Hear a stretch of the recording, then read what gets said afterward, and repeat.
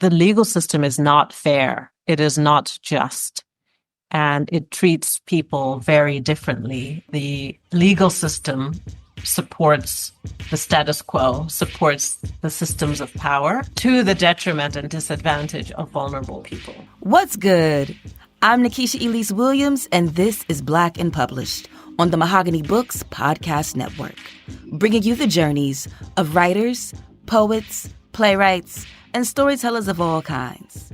Today's guest is Iris Mwanza, author of the novel The Lion's Den. It's a thriller featuring a young lawyer fighting for justice in the case of a queer teen that has her going up against every oppressive system you can imagine, from the president and police to her priest and the doctrine of the Catholic Church. There is conservatism, and this also is one of the big drivers of homophobia, that the church continues to be very dogmatic, and even when the Pope deviated slightly, there was an outcry, and particularly amongst cardinals and priests in Africa. Iris is a Zambian-American. She started her career as an attorney, but currently serves as the deputy director of the Women in Leadership team at the Bill and Melinda Gates Foundation. She explains why she's more intrigued about exploring what the law could and should be versus what it actually is. Plus, the newspaper story that stayed with her for 30 years that inspired her novel. And why she believes authors must write something that matters. That and more is next, when Black and Published continues.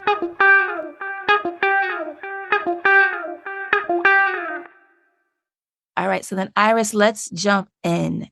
When did you know that you were a writer? I think that we are all creatives. You know, if you think back to the ancient caves, people were doing what they could with pigments and developing art. And so I always thought I had a creative part of me, but I don't think I really recognized it until very late. So I started my career as a lawyer, so I was writing legal briefs. I spent an inordinate amount of time in universities, so I was writing different dissertations and theses and essays and all the things you have to do before they'll give you a degree. So I always felt that I could write, but it was much, much later when I really began to think of myself as potentially a writer. And it's such a strange thing because we almost need external validation, right? Even as I was drafting this novel, I never thought of myself as a writer until I sold the book, which is ridiculous. Now that I think back, it's like, well, I was a writer as soon as I put pen to paper or started tapping on my computer. So I know there are a lot of aspiring writers out there. And so I think it's important to recognize our own creative juices, ambitions, hopes, and dreams. But it really starts with putting it down, getting it down, having that, I don't know if you call it self-confidence, determination, perseverance, everything it takes to write a book. But I think self-belief is the first thing that happens before. So a long answer to a short question. I do want to touch on what you said about the tension between self-belief and validation. But we've had a lot of lawyering writers on the show. And so I wonder, is there something that you found unfulfilling about the law that led you to then want to write a creative legal thriller where you could bend the whims and wills of the characters to your own world, even though you're still writing within a contemporary context? I think that's a good way of phrasing the question. I don't know if I thought about it in that way. And I have had a sort of long, meandering career and journey since I left the legal profession. But I've always been intrigued by what the law could and should be versus what it is, and how legal systems actually work, and how and I think this is universal. And that is something that, I feel strongly about, I feel angry about, but it is something that we see in almost every country. The legal system supports the status quo, supports the systems of power to the detriment and disadvantage of vulnerable people. And so that was one of the themes that I really wanted to capture in the story and in the book. And my hope is that even though this book is set in Zambia, in Africa, people will see and understand that universal unfairness and the real challenges of discrimination and how it works to keep people down and how many obstacles you have to get through to actually get justice if you are not a person of means. Okay. And so, in talking about how the law maintains the status quo, you note, and I believe it's your author's note in the novel, that your inspiration for Lion's Den was an article from the early 90s that you read in Zambia. Can you talk about that case and why it stayed with you all these years? Sure. So the story that I read in the article described a young boy walking through the market square wearing a dress. And upon seeing this boy, a mob set upon him, beat him up very badly. At least the article describes him as a him, beats him up very badly. But what stayed with me was there was no sympathy. There was no empathy. The article completely and utterly blamed the kid, and it was a kid, for provoking the mob. And that's what stuck with me. I was wondering and questioning who in that market square would have been a defender. Why was there no one who stood up and said, hey, this is wrong? You don't attack a kid for nothing, for doing something that is perfectly within his, her, their right to do, just walking through a square, minding their business.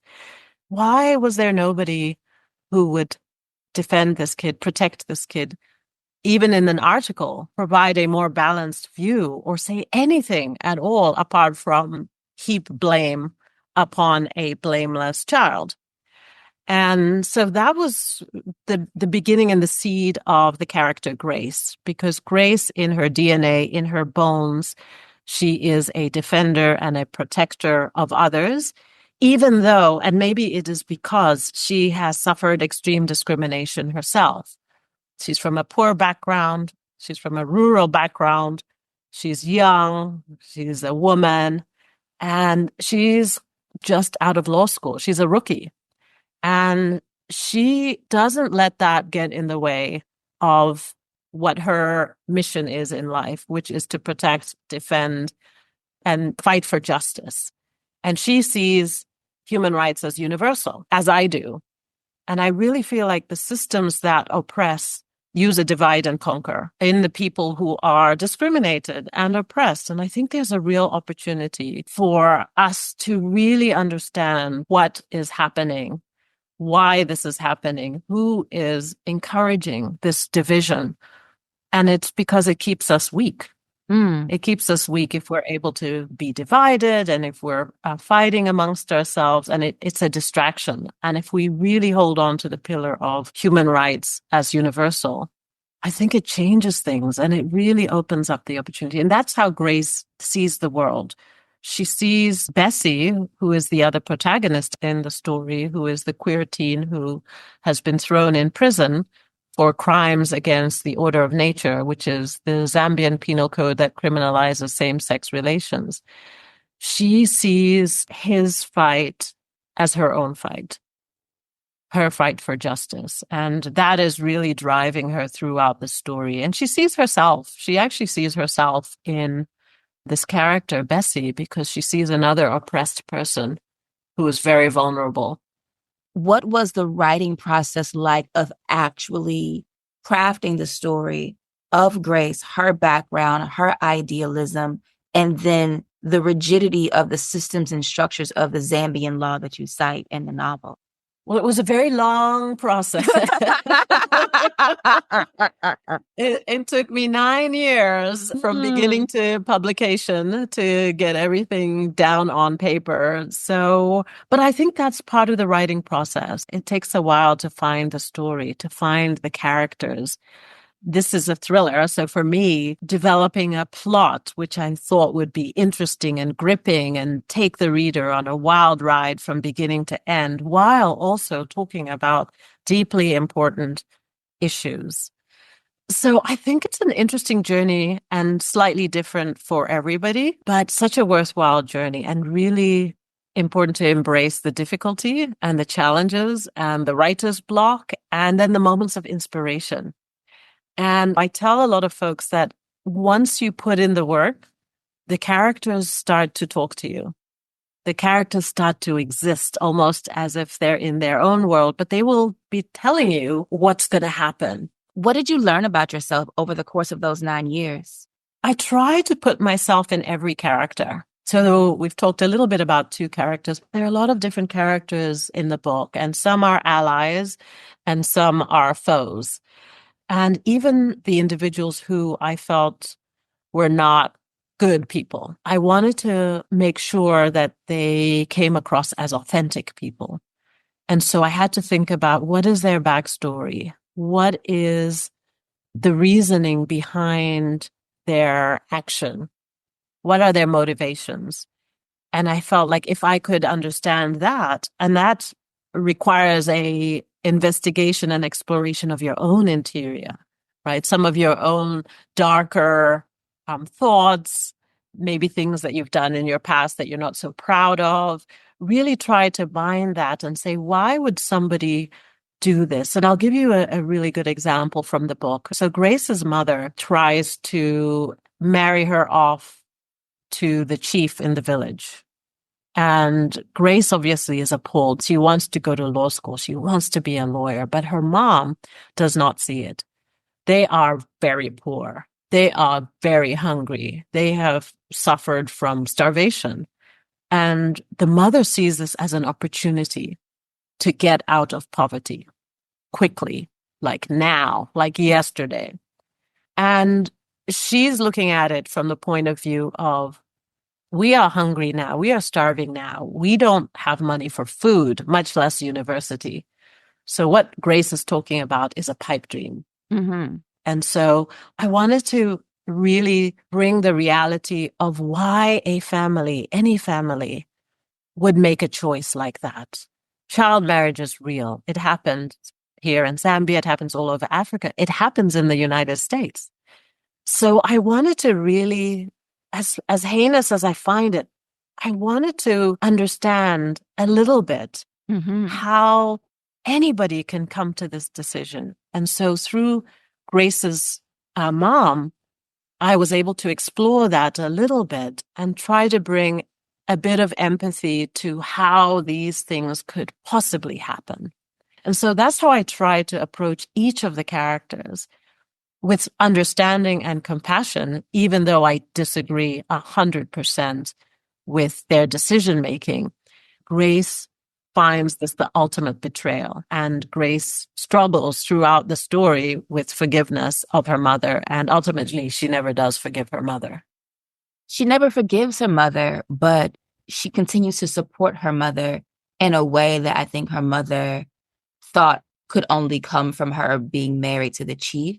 And so much of, I realize now as you have been speaking, so much of this story hinges on the power of belief.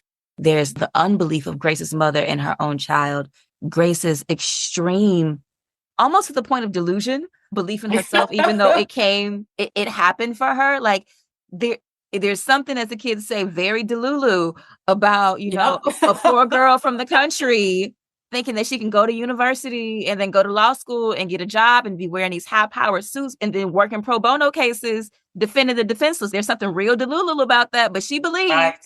And she made it. And then I think the same goes as you've been talking and sharing some of your own personal story, your own belief in yourself, in your work, in the flaws that you've seen in the law, and how you had to have self-belief to even realize this dream as a writer, to pen the novel that we now have as Lion's Den. But then you also mentioned that there is the need for validation. So I want to shift the conversation and start talking about like the publishing journey, because once you finish the novel, you then had to try to become validated before it could even become a book. What was that like for you? I think it's important to validate yourself first. I know a lot of brilliant writers who have been rejected multiple times and ultimately still are not published. And so I think it's really important not to personalize rejection from publishing houses because they are looking for who knows what, who knows when. And sometimes I feel like the planets really have to align for anyone to get published. It is difficult. And ultimately for me, I have a couple of really good friends who are writers, and one of them introduced me to her agent. And I was really lucky because through that, they actually looked at the manuscript. And my agent, Ian Bonaparte, told me we basically have one shot. So you put the book out to publishing houses and editors who you think might be interested. And there's a 2-week period in which a publishing house will bid for your book or not.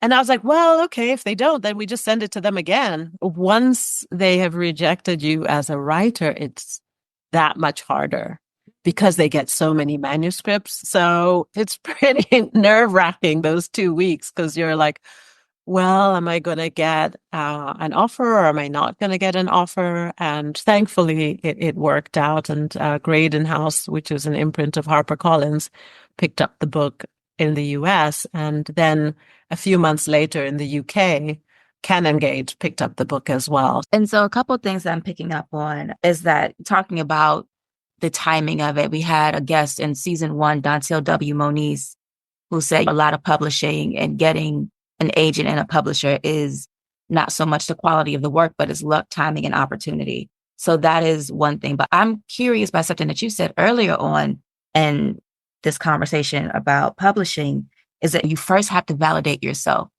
I want to know, how do you validate yourself? What did that look like in practice for you? Because I think there are a lot of writers or readers who want to be writers who are listening who like, what does that mean? Like, how do you do that? Like, when you are facing mountains of rejection? I think you have to keep going. I think you have to have friends. I mean, for me, my husband, David, is the biggest cheerleader. He's read many versions and he's always like, oh, this is so good, even when I know it's not that great. So you need the people in your life who are going to be the champions who just keep on encouraging you. But I think most books that get published, especially the first, get a lot of rejections. And so I think it's just understanding from the get-go, I am going to get rejected and that's okay. It just means I haven't gotten my beautiful project into the hands of the right person who actually is going to take care of my manuscript as an editor, who's going to do it justice, who sees my vision, understands, because if they don't, it's just not going to work. Because in that 9-year period, 2 years of it was rewrites and the editorial process, which I'm sure you and some of your guests have talked about it. It's a long process, but you have to have an editor that you trust, someone who will tell you, this is damn good. This part, not so much. Or this is confusing. Yeah. And you want to have a conversation with somebody who you trust, who respects you and who you really ultimately respect as well, because they will come with a lot of experience of what the publishing world is about.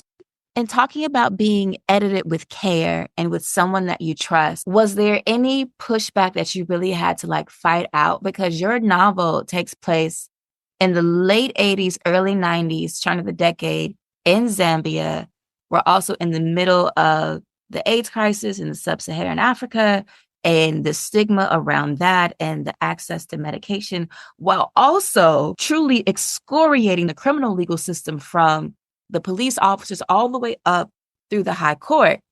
Was there any pushback that you received where your editor may have been like, I don't know if audiences are ready for what you're doing, even though the time period in the book and now is more than 30 years, and yet we're still facing some of those same issues? This was one of the things and one of the reasons why I wanted to write the book, even though it is based in history, this resonates. This is happening now. Zambia, for example, is still extremely homophobic.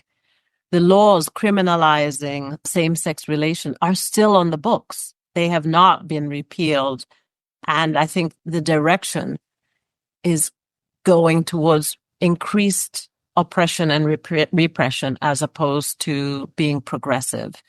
And there are very few voices. Certainly here, I'm in Zambia right now, in Zambia, in Africa, in a lot of, and also in the US, you see and you hear in many, many states, homophobia is strong and powerful. Transphobia, it continues, and it makes life not just difficult, but dangerous for a lot of citizens who have and should have the human rights of every single individual. I really think it was important to me to talk about something, even though it was historical, that would resonate for today. And one of the conversations that I had with the US publisher and editorial team was around whether Bessie was trans or not.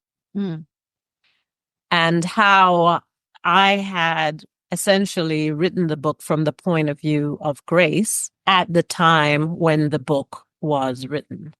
And so the language of trans, certainly at that time, but even now in this present time in Zambia, is pretty much non-existent, very nascent. And as I said, because of the extreme homophobia, there is a serious reluctance to have these kinds of conversations. And so I felt I could do more justice to Grace as a character than to fully develop Bessie, because I cannot know and walk through his life at that time fully, but I could see his life through Grace's lens fully.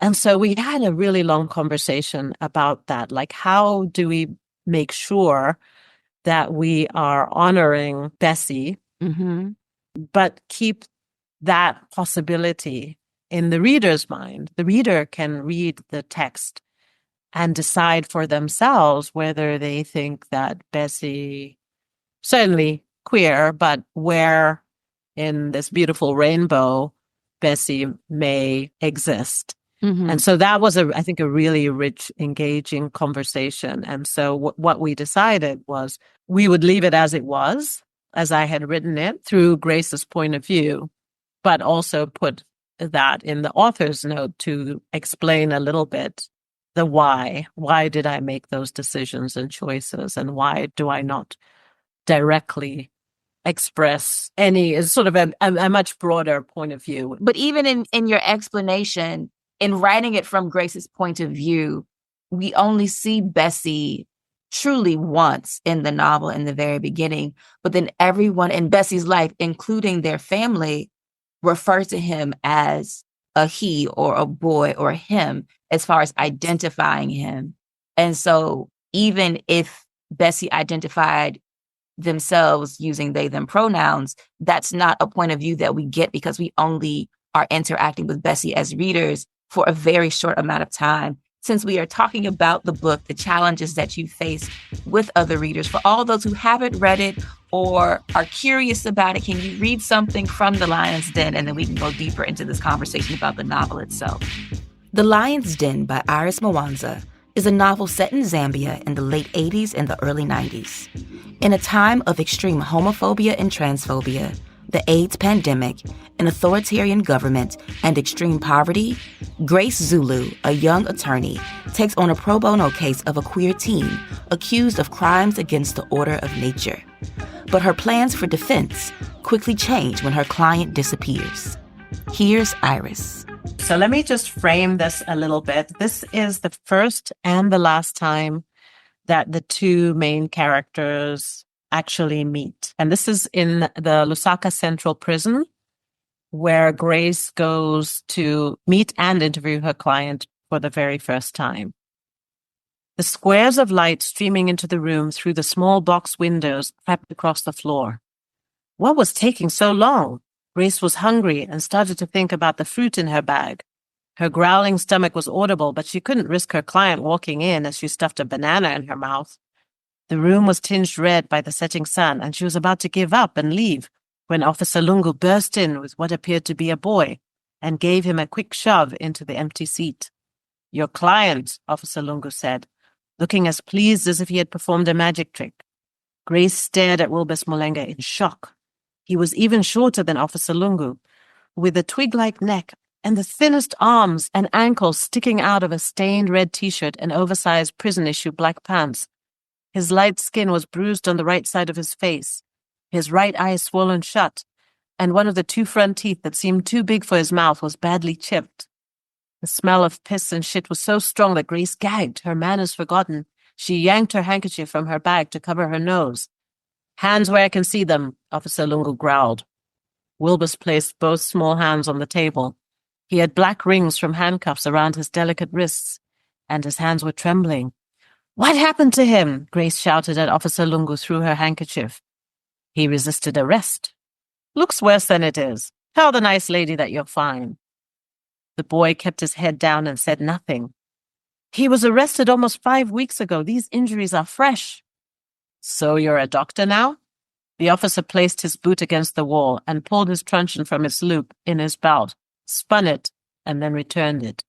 Wilbus flinched. Grace tried to control her rising anger. "My name is Grace Zulu," she said to Wilbus. "I'm your lawyer, and I'm here to help you." She turned to Officer Lungu. "I wish to speak to my client alone." She expected the policeman to leave the room, but instead he moved closer to Wilbus, his squat body blocking the fading light. The boy started to shiver despite the heat, and tears spilled out of his good eye. Grace handed him her handkerchief, and as he took it, their eyes met for a split second.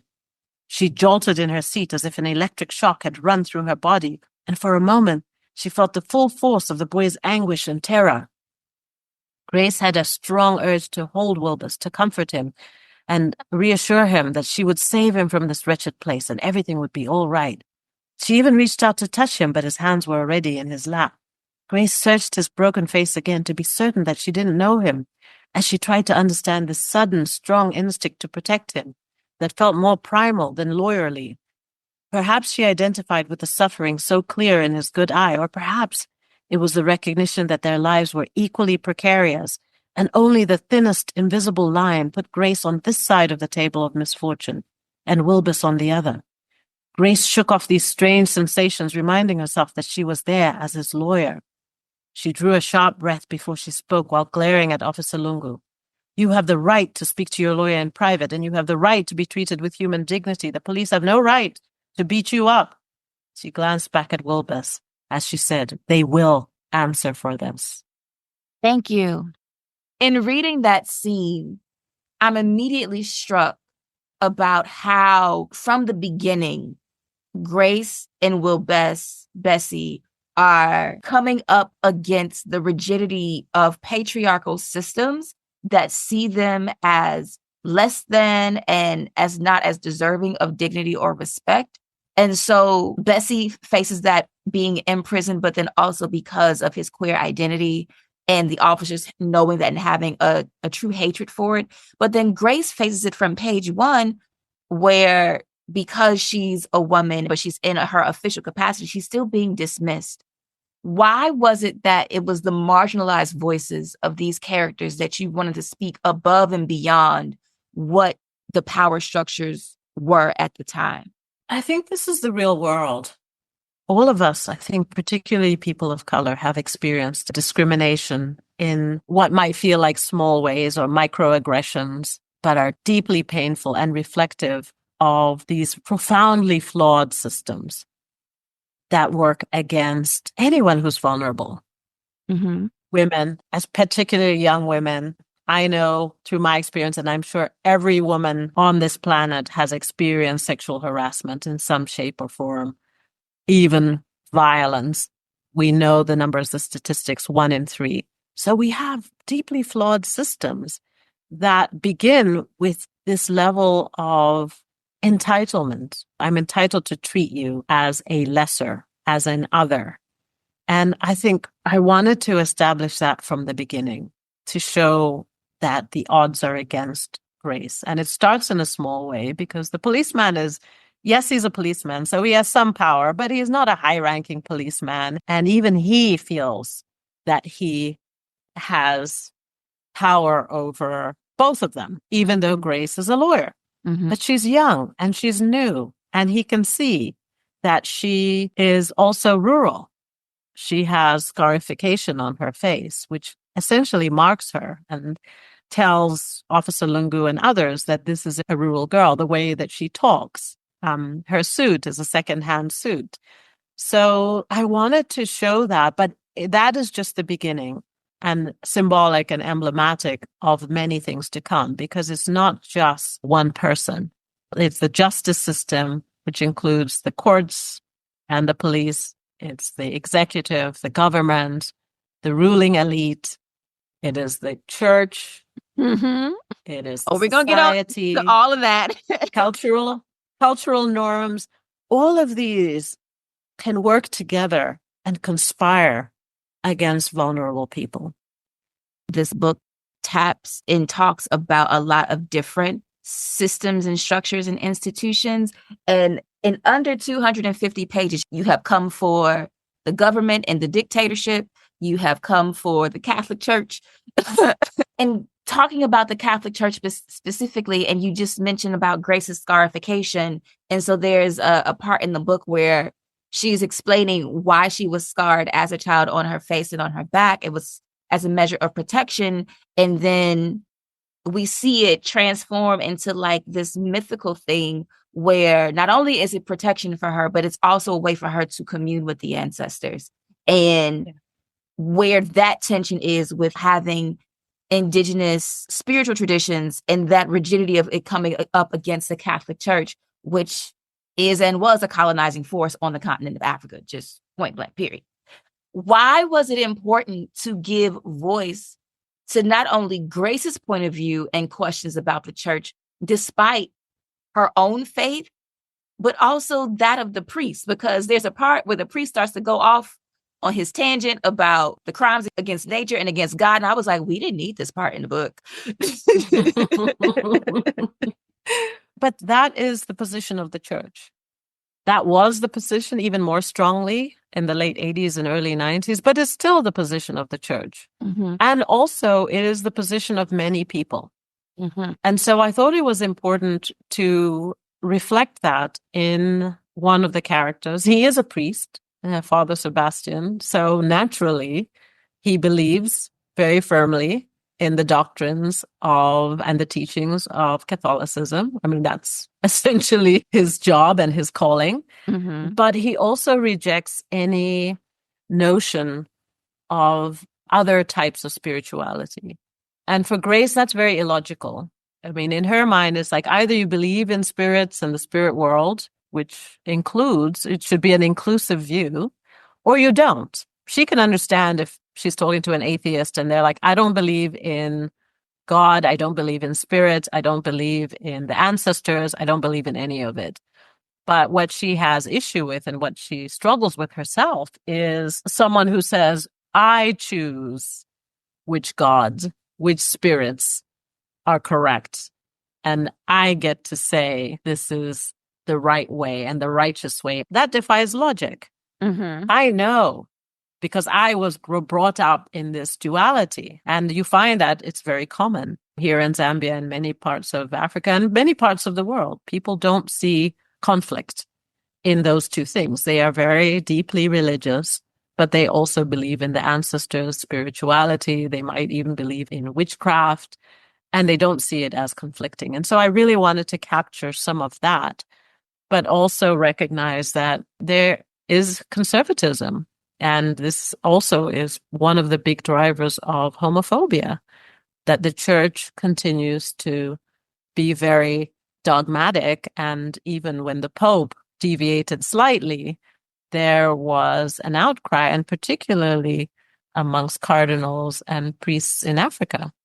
They were not open to a more inclusive and expansive view. And so these are the questions that most people at some point in their lives will grapple with: what religion is and isn't, and how we can live our lives fully as human beings, but reconcile some of the things that are difficult, particularly in a modern world. And so I think that's something I struggled with. And so I really wanted that conversation to happen in a way that I felt would be real. I think it's really important to reflect the world as it is, not how we want it to be. And so then with that said, one of the things that I noticed and I wanted to know more about is the role of the government and the government's position, including the president of the country, and how all of the forces that worked as the opposition to get him elected, they have now been pushed to the side as he's become more and more dictatorial by his own willingness and wanting to consolidate power. How does that affect the larger issues in the book of who has power and how that power is wielded to defend those who have been strategically disempowered? We know that leadership matters and it's going to set the direction one way, or in this case, a completely almost opposite direction. And KK, so Kenneth Kaunda is a real person. He was the first president of Zambia. And he was ultimately, I think he started off as a good man, very idealistic. But over time, when they say absolute power corrupts absolutely. Over time, he became more and more powerful and used that power, wielded the power until people really got to the point where they said enough is enough. Things were not going well in the economy. And in the book, I talk about the shortages of everything. That was historically true. There were shortages of everything. People were struggling and suffering immeasurably. And then you have a ruling elite that is doing well, that we have good. And leadership will chart the direction of where all the different systems are going to go. You talk about the systems of government, the judicial system, maybe less so religion, but it does have an impact on how strong or weak religious influences are going to be. Cultural practices, when we are talking in any society about changing hearts and minds, you go to the leaders, right? You go to the church. You go to folks who are trusted and they can spread the word. They can convince folks. And so I think leadership is just critical and so important. Leaders and authoritarianism, it impacts everything. And we saw this. In the US, there are stronger and more robust structures against, but in countries where the I don't know. institution. Yes, I mean, we thought, right? We thought that they're looking real fragile. They look at, yes, when tested. And that was a really interesting lesson. We assumed and then we learned. And apparently a lot of folks didn't learn the lesson well enough the first time, because somebody who has proven themselves to be misogynistic, racist, power hungry, a fascist, corrupt. Yes, fascist. That's the best way to put it. I think others have said it so well and succinctly, fascist. And yet here we are on the brink. As a kid, we were taught Kenneth Kaunda, president for life. You start saying these things when you're 5 years old. You don't even know what it means. So the indoctrination starts really young. And even in the US, it's happening. Yeah. And so in talking about the linkages between high government powers, such as a president, down to smaller governmental powers, such as the local police force or the prosecutor's office and things like that, and talking about how your characters are always rubbing up against these systems and structures that are trying to keep the truth from getting out, one, but also really just keep them disenfranchised. Another system that is in the background, but is not something that Grace specifically has to rub up against, is that of the healthcare system, and really talking about the AIDS crisis in Zambia at that time. And you have this line on page 234 where it says that death was one thing, but the undignified, painful, leaky, smelly, leaching process of dying altogether another, talking about Grace's boss, one of her bosses, DB, but then there was also her father who died of AIDS, and she recognizing the symptoms in other characters in the book being one of Bessie's friends. Why was it important for you to highlight how AIDS and HIV ravaged Zambia as it did the world, and the nonchalance toward it, unless it was like Yeah. specifically in your family? Yeah, I mean, I don't think I could write a book that was set in that historical moment without talking about the HIV/AIDS pandemic. At that time in Zambia, the rates of infection were 1 in 5. Mm. So high, one of the highest in the world. And I just don't think that I could really write a story that was said at that time and ignore a big part of everybody's life. When you're talking about 1 in 5, my family, everybody's families, it's literally everywhere. And I think to a lesser extent, having gone through another pandemic with the COVID pandemic in places where we live in Jersey City, very close to New York City, where before vaccination, it was scary and people were dying and the health system wasn't able to cope at all. And it was very sadly like a deja vu because it was so bad. And it's interesting that history keeps repeating in different ways. And so, again, even though it was a historical fact, it seemed like many of these themes and many of the awful atrocities that happened then are happening again. But now we all speak the language, right, of pandemics. We all understand that, wow, this is super scary and it's likely to happen again and again. And so that was a sort of second tier reason why I wanted to highlight it, that feeling of helplessness and hopelessness when somebody has this a devastating disease, and just how it ravages the whole of society and affects everybody. And we need to respond collectively and not try to point fingers or stigmatize, because that takes us back. Exactly.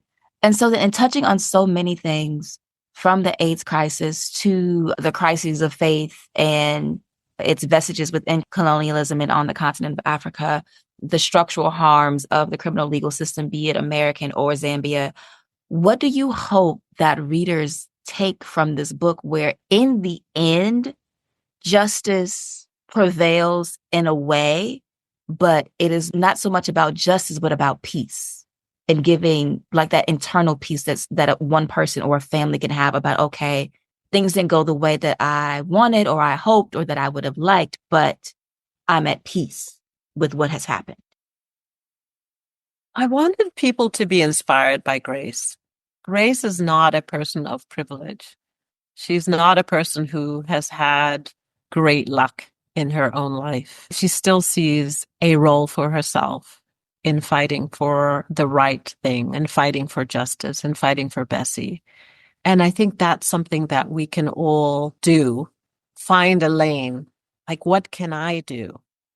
I may not run for politics, but maybe I can support, or I can go out and get people to register to vote or get people to vote. If I have money, can I donate to good causes? That's a way of contributing. If I have a platform, a small platform or a big platform, it could be as small as the unit in your family, just having conversations, or it may be big. As you said, a lot of your audience are writers and aspiring writers. Write something that matters. I do want this book to be entertaining. It is a thriller. It is a page turner. And I want that of the book too. And I think at least my hope and my aspirations for this was to be able to do both. Write a book that people could read and find very readable and entertaining and interesting and be gripped and go through this story and root for Grace and root for Bessie, but also write a story about really important issues that are universal. All right. So now I want to switch to a speed round in a game before I let you go for the afternoon. What is your favorite book? I will say I'm very biased because one of my best friends, she is a brilliant writer. Her name is Alexandra Fuller, and she has a series of many books, but her latest book is called Fee. She only writes memoir, and it's a sad book about grief. She's lost her son, and she's written essentially what is a beautiful roadmap through grief. Who was your favorite author? Oh, Toni Morrison. If money were no object, where would you go? What would you do? And where would you live? I would be with my husband, David, wherever. He is the loveliest person I have ever known. And for me, when we are together, that is my happy place. That is my home. And I really don't care that much about anything else, like where I could or should be. Yeah, no, I'm just really lucky. We are lucky. I think he would say the same, that we have met each other. We met each other late in life, but we are trying to make up for lost time, and just, that he is my heart. Oh, that is so sweet. What brings you joy? I think friends, family, reading, laughing, just having a good time with people who I love and people who love me back. I think it just feels more and more important as I mature. But also, the world is so harsh right now. We're just in such a place of chaos and crisis and war and darkness that we need to find joy in the spaces that we can. And what brings you peace? Reading books and writing is a way to find peace in a weird way, because it's an escape. It's an escape from the world that I'm in into a world that I can control to some degree, right? Sometimes the book goes off in a different direction. It feels like a lovely escape. And so my final question for you today is, when you are dead and gone and among the ancestors, what would you like someone to write about the legacy of words and work that you've left behind? Words matter. Books matter. And I just like the idea that somebody will pick up the book and say, I've learned a little bit about this country called Zambia. I've learned a little bit about the legal system. I've learned a little bit about a character called Grace. And I think that she can transcend time. And I pray that we're talking about history. Now we're talking about a historical novel where the themes are still current. I would love for it to be, wow, isn't this quaint? That people are still dealing with in 2024 and 1989 and 1990, and they kind of scratch their heads and be like, "Wow, the world was like that, really?" Yeah. So that would be my hope, but that they would also enjoy the story, that they would find it a good, exciting read. At the end of the day, think that maybe the author has a good heart too. But I think in the grand scheme of life, we do what we can while we're here, bring light and love and some good things as much as we can while we're here, and then leave it to the next generation who will hopefully do better than us. Big thank you to Iris Mwanza for being here today on Black and Published. You can follow Iris on the socials at Iris Mwanza on Twitter. And Mwanza is spelled Mwanza. And make sure you check out Iris's debut novel, The Lion's Den, out now from Graydon House. You can get a copy of the novel from Mahogany Books and get 10% off your first purchase using code BLACKPUB at checkout. That's BLKPUB. That's our show for the week. If you like this episode and want more Black and Published, head to our Instagram page. It's at Black and Published, and that's BLK and Published.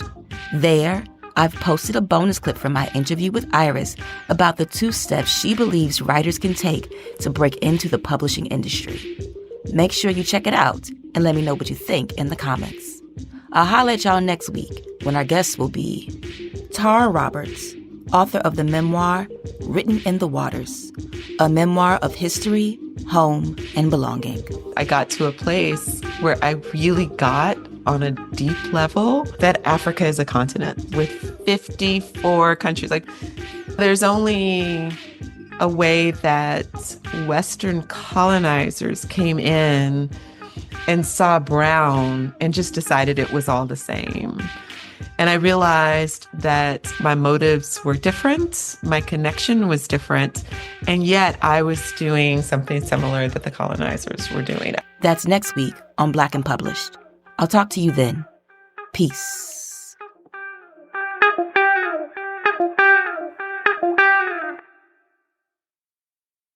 What's going on, family? This is Derek Young and Ramonda Young, owners of both Mahogany Books and the Mahogany Books Podcast Network. We really want to thank each and every one of you for listening to this episode. And if you enjoyed what you just heard, drop us a review and rate us on whatever platform you download podcasts on. We truly appreciate each and every one of you for supporting us and making us your go-to for Black books. And we look forward to connecting with you all sometime in the future. Thank you again, fam. And always remember, Black books matter.